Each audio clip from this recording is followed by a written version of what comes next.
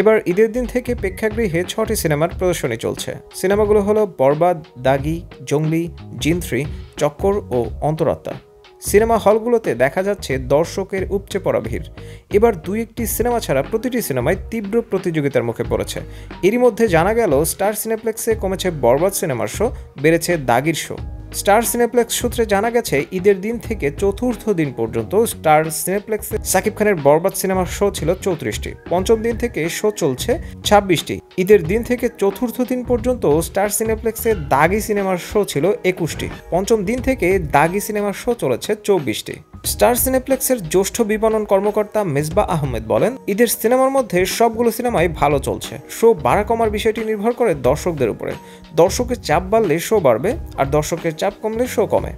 দাগি সিনেমার প্রযোজক শাহরিয়ার শাকিল বলেন, শুরুর দিন থেকেই আমাদের দাগি সিনেমা দর্শক ভালোভাবে গ্রহণ করেছে। চতুর্থ দিন থেকেই আমরা সিনেপ্লেক্সের প্রত্যেকটি শাখা হাউসফুল দেখেছি।